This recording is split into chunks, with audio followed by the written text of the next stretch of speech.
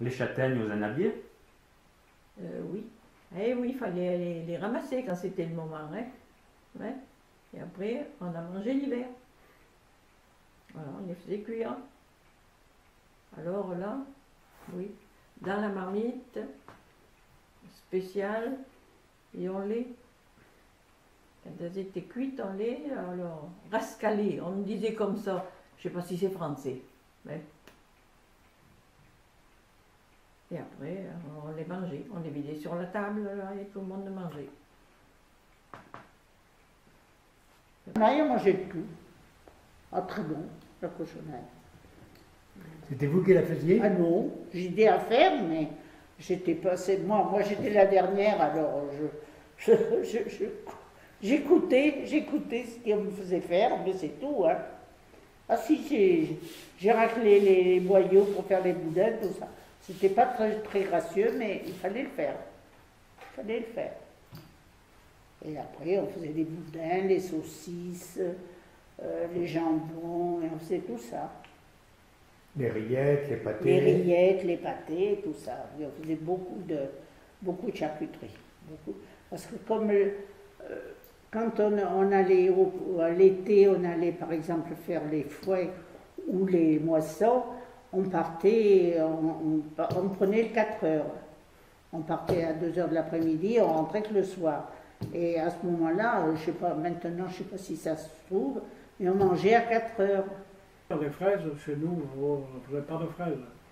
Mais quand je me suis marié, après, Janine, ses parents cultivaient des fraisiers. Et on faisait les marchés. On le portait chez Farges à Marcillac. Les châtaignes sur Bénard, oui, mais pas ici. Nous, on n'aurait pas eu de châtaigne, je pense qu'on serait crevé à l'époque.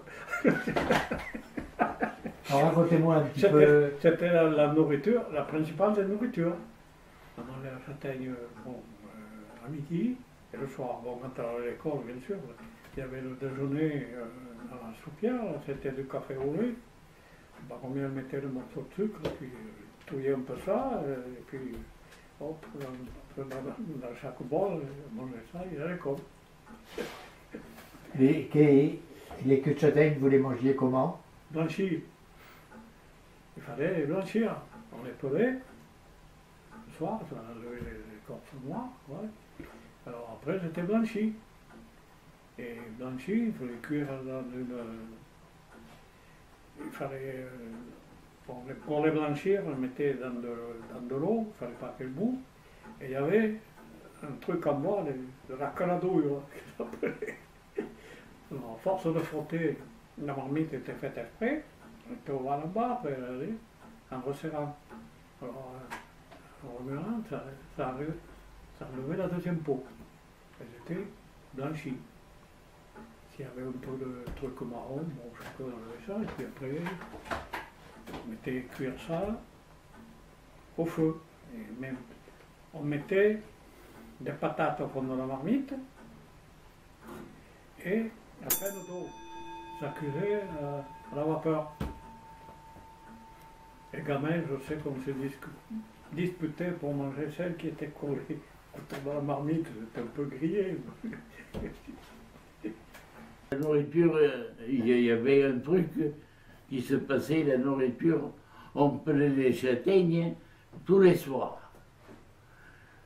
Et dans la nuit, le lendemain matin, il y en a un qui se levait, il montait la marmite, il mettait au fond de la marmite une couche de pommes de terre, et puis après il mettait les châtaignes dessus, mais il n'y avait pas d'eau. Alors il les rascalait comme il faut, et le matin on mettait le poirier sur la table, et tout le monde mangeait. Les uns avec du lait, les autres mangeaient comme ça. Alors le matin c'était les châtaignes, des fois à midi c'était une farce dure, et le soir le gâteau de maïs.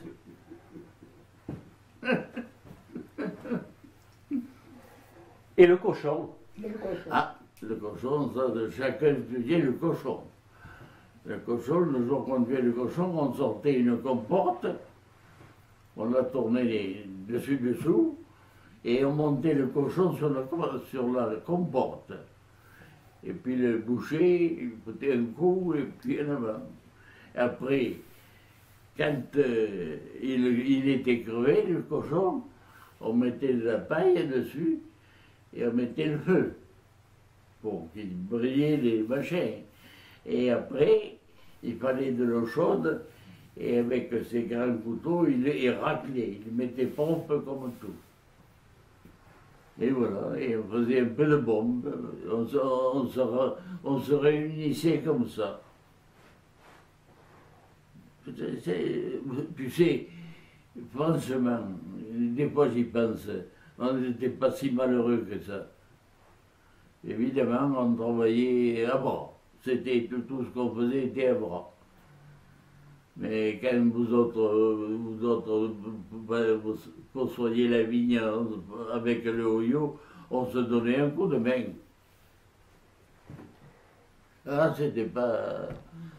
Qu'est-ce que tu veux?